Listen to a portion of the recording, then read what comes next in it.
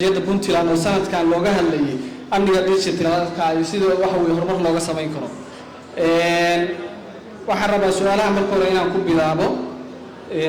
كورنيل درويش أو يوسف كيا كورنيل مدوي كي دم بتكنولوجيا وحلاقة سمينية هرمر ربنا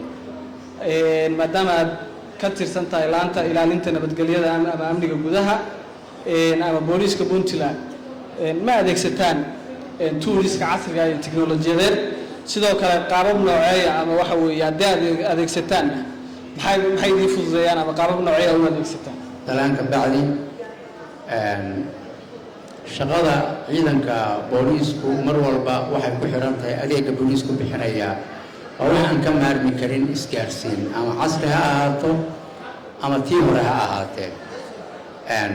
waqtigii dowladdeena Soomaaliya dumaysay isgaarsiinta ugu casrisan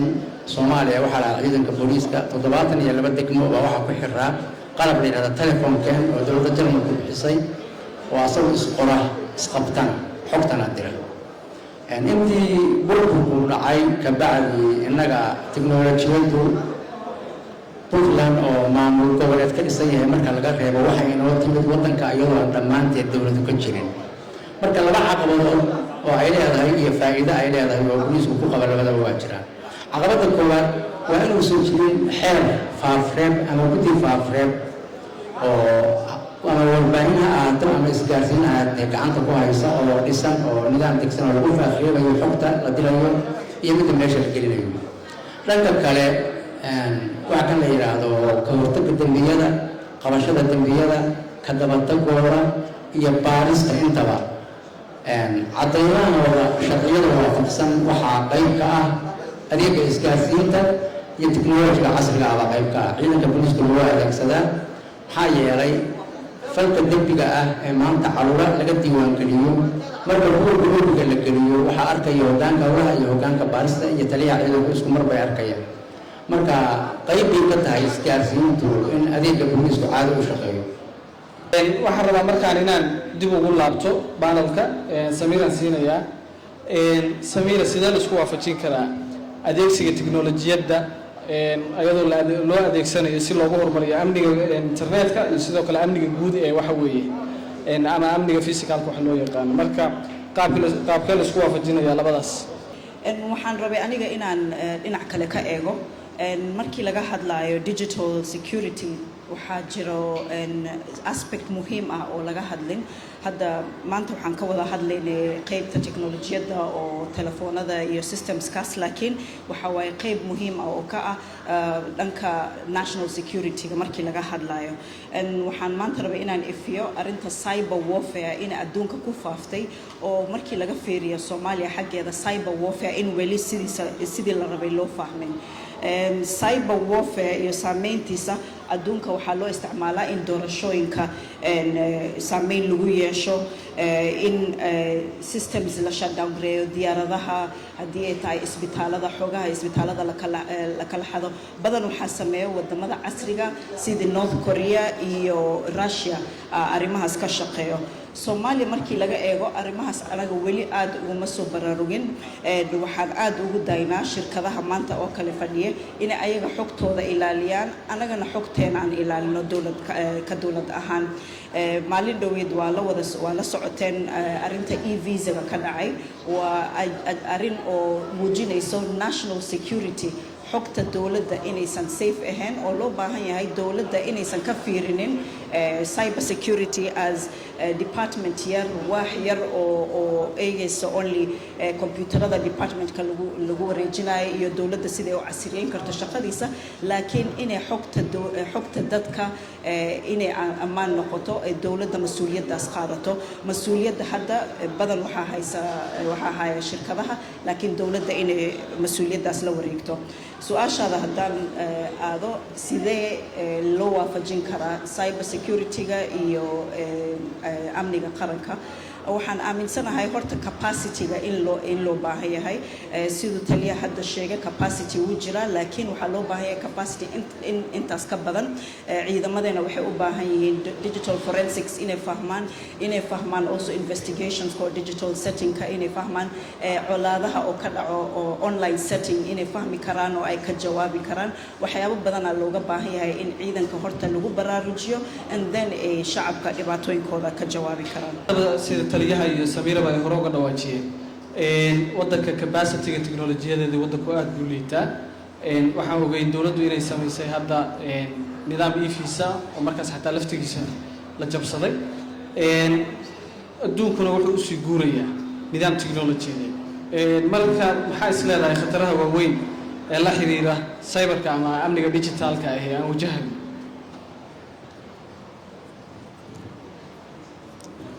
mahadsan tahay waxaan salaam u dirayaa dadka sharafta leh ka soo qayb galay waa su'aal muhiim ah cyber security-ga sidiisaba waa in aad marka hore laga fiiriyaa building blocks-ka meesha maaragtay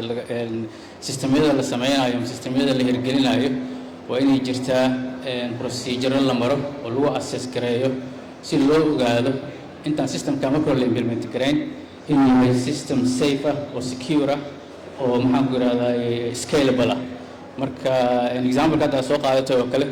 wuxuu ila muuqdaa in systemyadaas ayto aan la marin nidaamkii loogu talagalay marka new systems la implement gareynayo especially cloud systems-ka annagu waxaa naga maqan hadda framework iyo maaragtay shirkad maaha hay-ado qaabilsan in dawladdu markay system cusub implement garaynayso in la soo marsiiyo hay-adahaas si ay u ogolaadaan ama ay u ogaadaan in systemkan uu yahay system secure checks balances leh datadii systemka lagu isticmaali lahaa halkee bay taallaa yaa ka mas-uula maxaan ku yidhahdaa marka waxyaabo badan baaba jira maaragtay loo baahan yahay in laga fiirsado intaan systemyada la implement garayn laakiin waxay la muuqataa in system lagu degdegay ay tahay oo aanan laga fiirin meel fog taasna waxa ay keentay in platformkii systemka lagu implement gareeyo inuu ahaa platform aan secure ahayn kadibna sidaas dhibaatada ay ka timid markay ogaadeenna ay systemkaas kaxeeyeen oo meel kale ay geeyeen marka muhiimadda ugu weyn waxaa weeye intaan waxba la implement gareyn in proceduradaas iyo procedures in marka hore la sameeyo kadibna systemyada cusub iyo systemyada jira oo hadda la isticmaalo in dib loo eego oo la yiraahdo datadeenna informationkeena halkee u yaalla yaa ka mas-uula maaragtay haddii maanta ay dhibaato dhacdo oo kaleeto ama dadka iska haysta datadaas ayto haddii ay xirtaan oo kale dawladdii iyo dadkii shacabkii xogtoodii waxooda iyo far kuma jirto marka waxyaabahaas oo dhan waa in maaragtay laga fekeraa intaan la samayn oo systemyadaas ayto maaragtay la implement gareeyaa korneye teknolojiyadda hadda horumar ballaaran bay samaysay wax kastana faa'iidada markay wataan dhibaatadoodana waa wataan waxaa jira dambiyo badan oo ka dhaca internetka ama tools kala duwan loo adeegsado social media ama tools kale loo adeegsado sidee booliska Puntland dambiyadaas oo kale ula falgalaan u maareeyaan waxa kan la yiraahdo horta mas'uuliyadda boolisku waa ilaalinta iyo hantida nafta iyo muwaadiniinta dhowrista shuruucda qaranka meel marinta ama awoodda garsoorka iyo madaxda iyo ilaalinta xuquuqda aadanaha mararka la soo koobo waxaa ku jira macnaha marka lagu leeyahay dhaqaalaha kala soo qaad marka internetka aad leedahay waxbaa ka dhacayo oo kale sideeda server aan dawli ahayn iyadoo waddanka aan dawladu ka jirina la keenay oo company private oo gaar u leeyahay isla markaana hay-adaha nabadgelyadu aysan ku lahayn qol ay kula socdaan xogta dalka way adag tahay in cid walba in ayaga marti looga noqdo mooye wax badan ka ogaata xaqiiqada marka laga hadlo waayo marka la yidhahdo deegaanada Puntland 1995 baa waxaa yimid company la oran jiray Awzone waxaa ka dambeeyey oo yimid STG iyo Natco Golis oo barakaad la oran jiray oo ka dambeysay labadoodaba oo Puntland hal sano ka yaray laakiin dhammaantood jiiftay baa iyana jirtay Samtel baa ka daba timid hadda Amal baa inoo joogta Amtel dhammaan seerfarrada waxaa iskale dad baraybad ah xogta marta cid og oo ka tirsan dowladda oo dhagaysi iyo hubin kulug ma jirto balse waxaan ku xaqiijinayaa masal kaba soo qaadba haddii kabarku baraybad yahay oo shirkadda seerfarkeedu 6 madax yahay waxaa xaqiiqo ah in qaranku gacanta ku hayo madax ka mid ah oo ammaan ah oo lagula socon karayo dhaqdhaqaaqa bulshada iyo khataraha imaanaya haddii horta wixiiba baraybad yihiin oo nin leeyahay oo yahay dukaanka halka ka furan oo kale faragelintiisa iyo kudhexdheriisu waa adkaanaysaa kow sidoo kale waa kuu sheegay oo shirkadaha isgaarsiinta kulligood waxay ka weyihiin dowladnimada soomaaliya ee hadda xurdanka lagu sheegayo marka laga reebo puntland waxay dhammaantood la heshiiyeen markii dhulka soomaaliya imaanaya qabqablayaal way ka weynayeen kulligood shirkaduhu dowladda soomaaliya ee hadda jirta bayska ay la heshiinayeen qabqablayaal bay ahaayeen shirkadaha puntland laga dhisay marka laga reebo barakaad intooda kaleeto jamhadii SSDF baa goboladan ka talinaysa waxaasoo dhan marka la isku soo dhaweeyey marka waxaad ogaanaysaa asaaskii ay soomaaliduna dadka sharcigu ka daba yimaada ma ahan haddaan marka hore taaka looga dhigin annaga marka ciidanka booliisku sanadkii 2024 waxaan kontarool ku samaynay ciidanka booliiska annagoo ka duulayna dakhliga dalka soo xarayntiisa waxaan ugu adkaatay inaan helno khayraadka aan haysano oo ciidanka ah inay aad u yaryihiin cidda ogaanta karta inta transaction ee maalintii dahabshiid samaysay gooli samaysay ay samaysay waxa kan la yiraahdo amal samaysay bangiyadu sameeyeen cid xataa ogaan karta sidaa la arkiyo halka waxaa nooga muuqata inuu iska baaqdo dakhli balaayiin dowladdu leedahay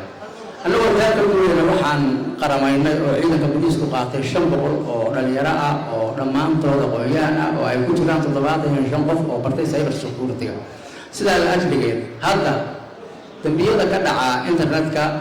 waxaa booliisku sifo sharciya ugala macaamila hay-adaha isgaarsiinta nidaam sharciya oo ayagana ammaankooda iyo securitigooda aan waxyeelayn booliiskana aan ku ahayn hanaan faragelin ah laakiin ma jirto xog madax bannaan oo arrintaa ku salaysan waxay noqonaysaa dowladdu inay u samayso xeer iyo nidaam lagula socon karayo transactionadan iyo waxaan soconaya dhaqdhaqaaqaya in lagu ogaan karayo anigu intaasaan kusoo koobaya dambiye ugu geysto internetka oo kale handadaada oo kale muxuu ahaa nacaybka oo kale dambiye badanoo waxaa jira social media la marsi marka dambiyadaas oo kale see ula tacaamushaan sidaysa fal kasta oo dambi oo dhaca ama qaranka dhibana ka ah ama qof baa dhibana ka ah dambigu wax liglig ah oo meeqila iska qabsada ama iska yimaada maaha booliisku marka dambiga qaranku dhibanaha ka yahay xeeraarinta guud bay waxay la kaashadaan qaabkii ay wax uga qaban lahaayeen waxayna sameeyaan intise iyo hal abuur iyo qorshayn iyo maamulin iyo fulin iyo dhammaystir lagu qaarayo oo lagu sameynayo gungaar dambiyada dambiyada qof loo geystayna haddii uusan kiisku dhibana lahayn way adkaanaysaa booliisku inuu wado waxay kula taliyaan in qofka dhibanaha uu ama u dacwoodo waxa kan la yiraahdo xafiisyada qareemada oo kale xogtiisa inuu geeyo haddii uusan isku filayn kiiskuna inuu dhibana leeyahay baa muhiim ah haddii marka uu dhibana qaran yahayna qaabkaasaa loo wajahaa haddii qofkii uu yahay qof isagu markaas aan ismaamuli karin sabab jirta oo kasta awgeedna booliisku asaga ayaa xaq u leh inuu shaqadiisa falkiisa dambiga hore internetka lagu galay dhaqaajiyo waxaa marka aad iyo aad u adag nidaamkii markii horeysay aan kaala hadlay oo la yidhahda faafreer waxaa jira shirkadaha isgaarsiintu dhammaantood waxay isticmaalaan lambarka la yidhaahdo 252 baa waxay noo soo maraan innaga cidlo waxay noogama yimaadaan 252 marka yaa ka mas-uul ah waxyaalaha maanta laga hadlayo aad maqlaysay oo tirada badan oo dhan baa ka soo gudbahaya ayagaa soo dhacaaya soomaalidana waxa kan la yidhaahdo dee ninkii ama warxumo tashiil ahaa wuxuu helay meel uu keligiis ku warramo kii aan wala wareysan jirin wuxuu helay meel uu ku warramo bulsho badan oo aan xaq u lahayn inay hadasho baa nin walba inta qolkiisii galay wuxuu doono odhanaya ama colaad ha faafiyo ama wixii ha faafiyo kuwaas marka booliisku haddii inta badan aysan dhibana lahayn warxumo tashiilkaas tiradii ka batay ka soo qaaday laakiin kiiskii dhibana booliisku wuxuu ka qabtaa haddii uu nabadgelyada lid ku yahayna waxbaa laga qabtaa waana la eedeeyaa kalsoonkaana la horgeeya maxamuud haddaay waxaan tibaaxnay caqabadaha iyo khataraha cyberka ka jira ama digitalka ka jira sida loo dhisi karaa istiraatiijiyad amni qaran oo ku baysgaraysan ama la jaan qaadaysa nidaamka tiknoolajiyada casriga ah iyo waxa weeye badqabka iyo waxa weeye si guud badqabka guudeeda amniga markaas qaranka iyadoo maaragtay dhanka cyberka iyo dhanka tiknoolajiyada la fiirinayo istiraatiijiyad noocaas qaabkee loo dhisi karaa waa su-aal muhiim ah istiraatiijiyadu waa fiican tahay waxay ku siinaysaa vision bay ku siinaysaa meesha hadda aan joogno iyo meesha aan rabno inaan tagno run ahaantii markaan isu barbar dhigno meesha annagu hadda infrastructure-keena IT-ga ah meesha uu marayo iyo adduunka meesha uu marayo horta gaab weyn baa u dhexeeya marka waxyaabaha hadda ugu muhiimsan oo annaga aan u baahannahay inaan ka bilowno waxaa weeye systemyadan sidaan daay u sheegay oo waxyaabaha la qaban karo sida fog loo qaban karo waxaa weeye oo u baahan si degdeg ah loo xaliyo systemyada cusub in la marsiiyo habraac oo dawladdu og tahay oo maaragtay la jaan qaadaya systemyada adduunka laga isticmaalo oo kaleeto tan labaad aniga aan is leeyahay oo khatarta maxaan ku idhahdaay lagu yarayn karo waxaa ka mid ah in wacyigelin badan dadka loo sameeyo dadka la fahansiiyo dadka especially dadka design gareeya systemyada ay dawladdu isticmaasho ama businessyadu isticmaalaan inay maaragtay u design gareeyaan si secure ah oo maaragtay safe ah marka for example tusaale ahaan waxaan kugu soo qaadan karaa wifi baa jira meel walba hadda aan tagno wifi maan ka geli karnaa systemyadaas oo kale haddaan wifi-gaas secure laga dhigin qofkii aqoon leh waxay u sahlaysaa in wifi-gaas inta uu galo uu systemyo kale ka galo haddaan systemyada segregation iyo segmentation iyo waxaas lagu sameyn marka waxyaabo badan baa jira steps badan oo la qaban karo oo maaragtay systemyada secure looga dhigi karo laakiin mid ugu muhiimsan waxaa weeye horta Puntland waxay leedahay human capital dhalinyaro badan oo IT kusoo wada baxay oo shaqooyin wada baahan marka in tacliintooda la gaarsiiyo heer ah in iyagu maaragtay ay dabooli karaan baahida IT-ga ee loo baahan yahay Puntland ay u baahan tahay aniga daay waxaa mention garay agaasimihii amal baan u maleynayaa inuu ahaa injineero badan baa dibadda aan ka keensanaa oo systemyada noo sameeya oo noo haga oo noo arkay lacag badan aan ku bixinaa marka iyadoo fikirkeeda security waxaa weeye hool weeye sababtoo hadda nimankaas banaanka ka imaanaya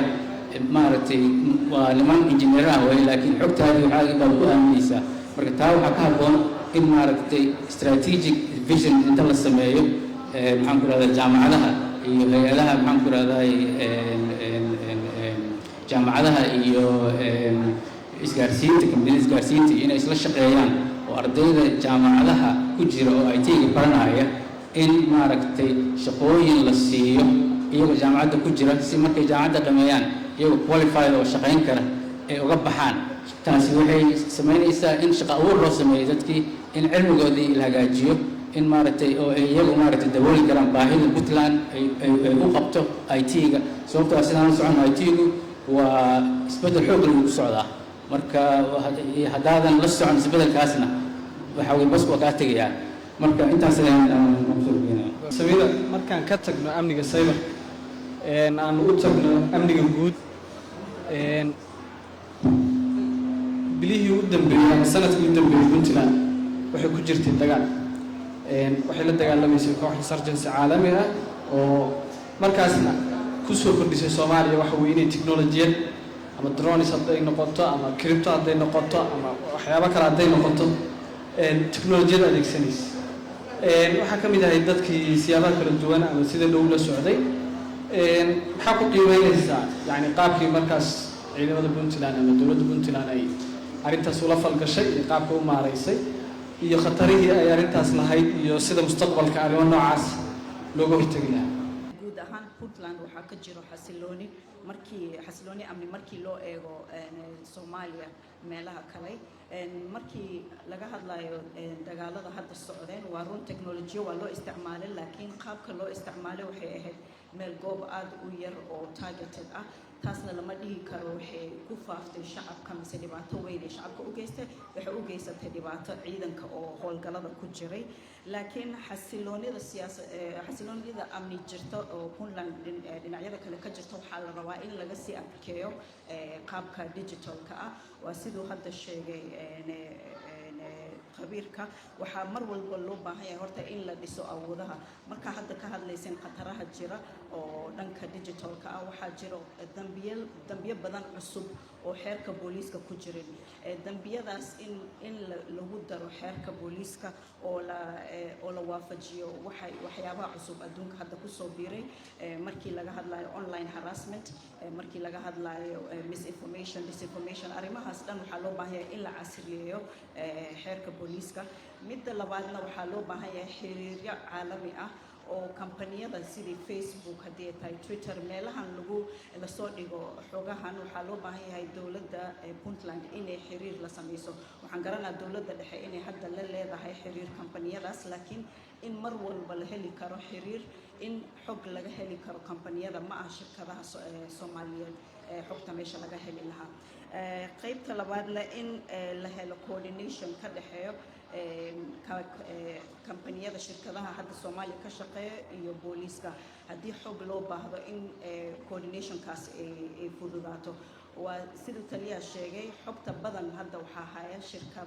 shirkadahaasna processkay ku wareejin lahayn dowladda inay noqoto process oo sharci ah. marmar waxaa degdeg waxaa lagu raadiyaa xog, shirkadahana waxay ku bixiyaan xogtaas ayagoo raacinin process iyo xeer nidaamsan oo la qoray. waxaa loo baahan yahay xeerarkaas iyo processyadaas in la qoro ay loo jiraan. saddexdaasaan dhihi lahaa, horta la dhiso awoodo oo dhanka booliiska iyo hay-adaha cadaaladda, dib u habeyn lagu sameeyo xeerka, lagu casriyeeyo arrimaha hadda jira, iyo adkeynta iyo ka hortagga kaabayaasha muhiimka oo wacyigelina dadweynaha loo sameyn karo. wax walba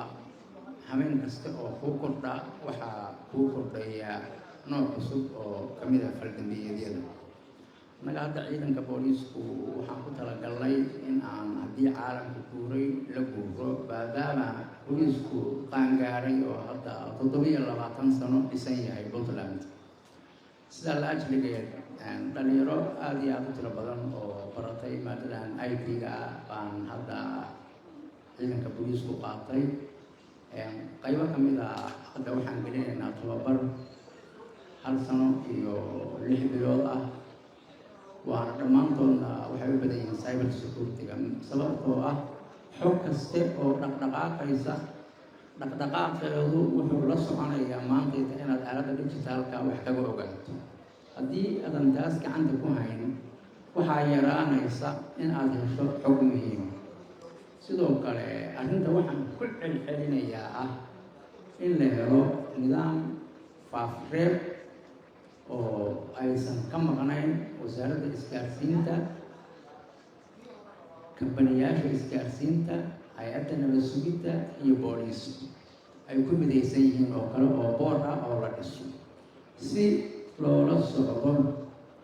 cid kasta oo isku dayda si khaldan inay uga faa'iidaysato aaladan technology-ga casriga ah, ama warxumo tashiil ha ahaado oo ha sameynayo xog khatar ah. faafreebkaasu marka inuu awood u yeelan karo cid la xiriiri karto, sida hadda walaashii Samiira sheegaysay, kambaniyaasha waaweyn oo awood u leh inay xirto page, inay facebookyo dhisan, inay